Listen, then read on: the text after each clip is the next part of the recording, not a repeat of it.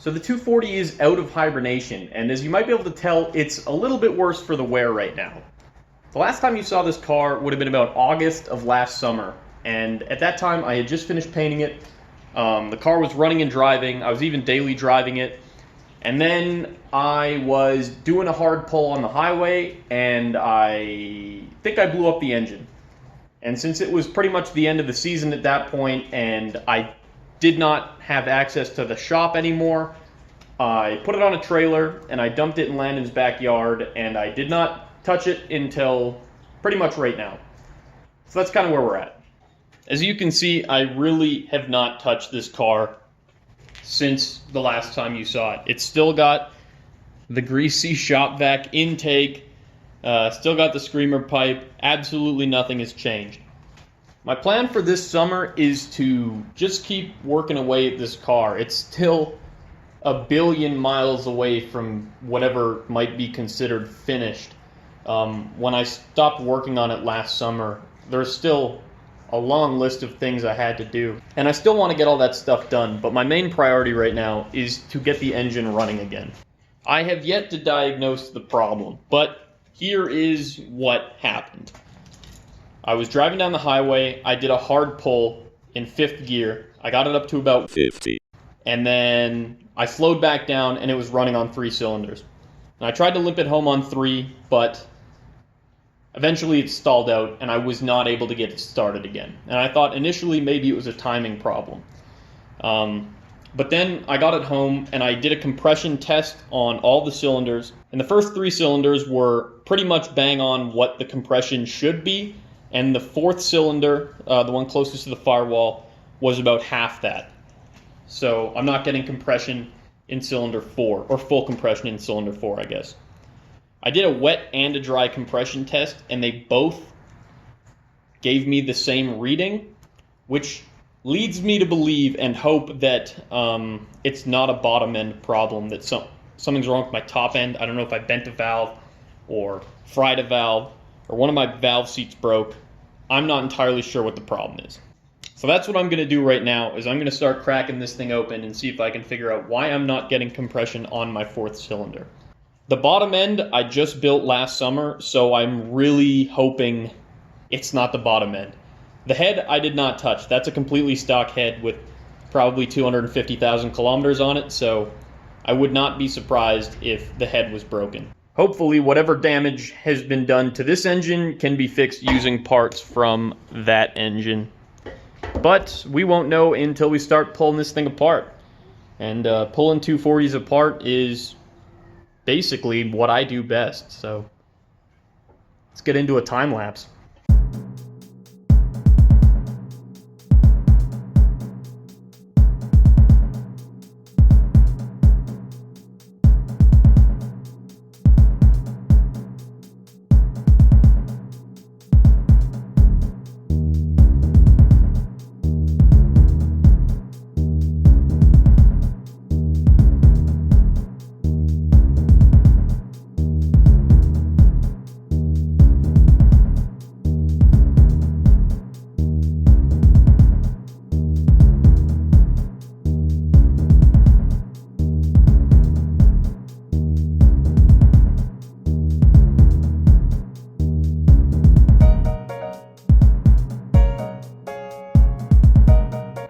Now, I would really like to promise you, the viewer, that this shop vac hose intake pipe will never end up back on this car again, but at this point in time, I don't know if I'm ready to make that promise yet. But I will try to not put that thing back on this car, because it is janky, but unfortunately, very convenient.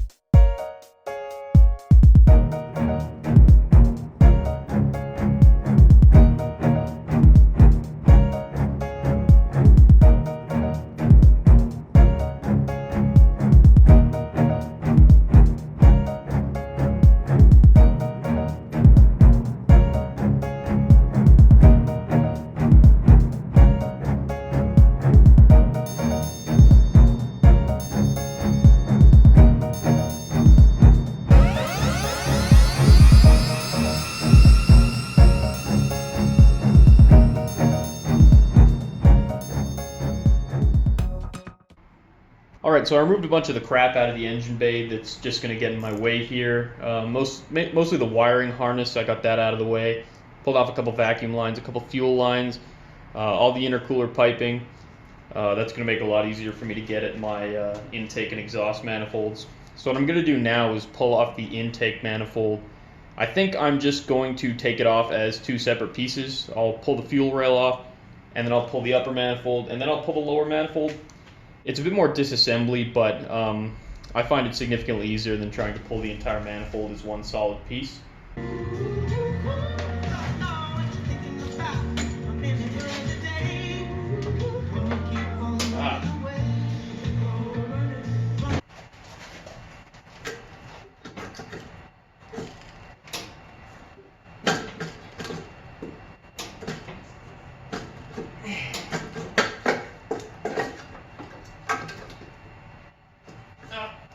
Well,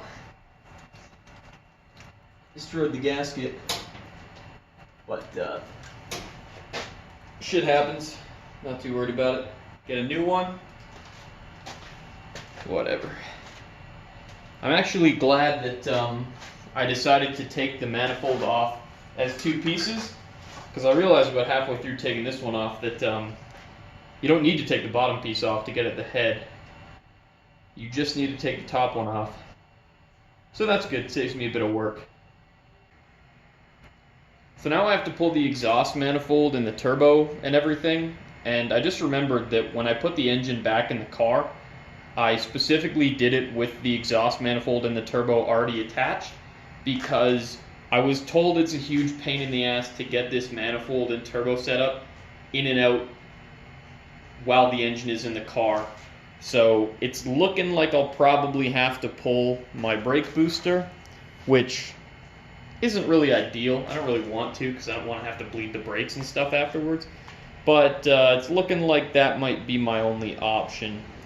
So I don't know. I'll poke around and see if I can get it out without doing that. But it's really looking like that brake booster is going to need to come out.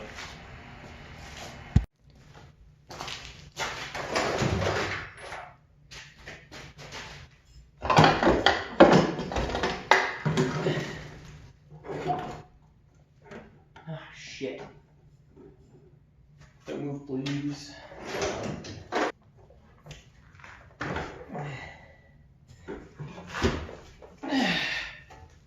Nice.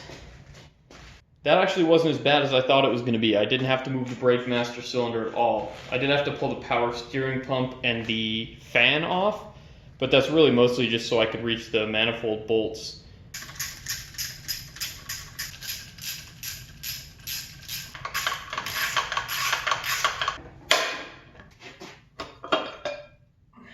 Nice.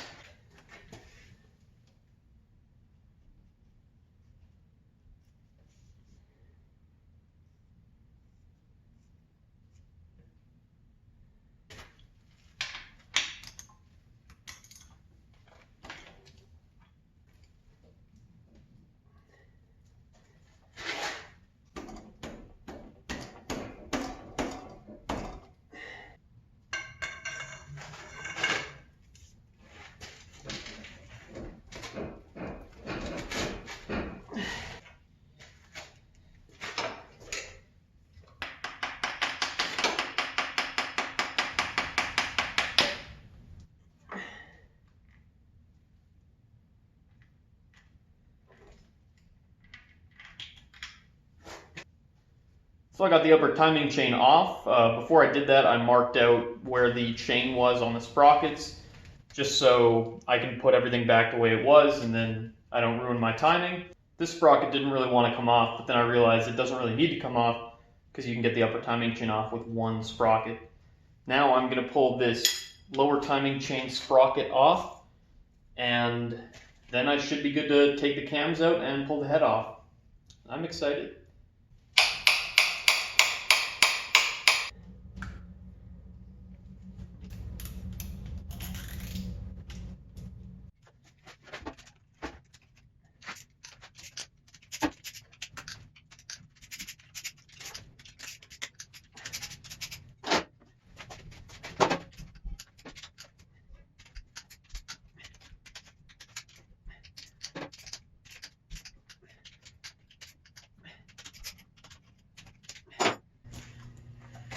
Camshafts are off, and now the head should come out pretty easily.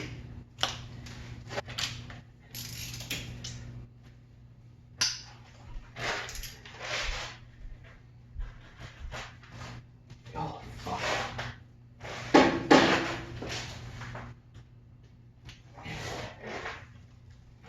Whew.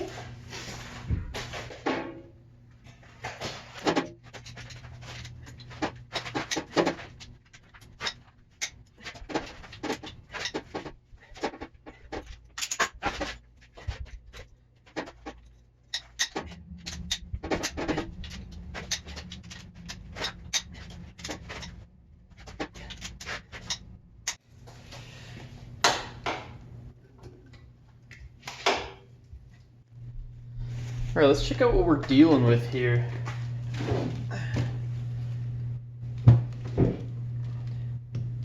This is the underside of my head, and it actually all looks in very good shape. This is the 4th cylinder, and I thought there might be some visible damage here on either the valves or the valve seats that would explain why I'm only getting half compression, but everything is looking quite good. The problem actually turned out to be just that the head gasket blew up. You can see here on the 4th cylinder, there's a big scorch mark right in between that coolant channel and the cylinder, and there's also a smaller one right there. So that's why it wasn't getting compression, it was just letting it out through the coolant channel. Now I'm not just going to replace this head gasket with an identical one, because I'm pretty sure it'll just blow up again. What I'm going to do is try and be a little bit preventative here. I'm going to get myself a 3-piece steel head gasket. I'm going to get myself some ARP head studs. And then I'm also going to take the head to a machine shop and get it resurfaced here, just to try and reduce the likelihood as much as possible that this is going to happen again. For now, there's not really much I can do until I get that stuff done. I got to wait for some parts to come in. I got to wait for this thing to get machined. So I'm going to cut this video off here, and I will see you when I've got some new parts.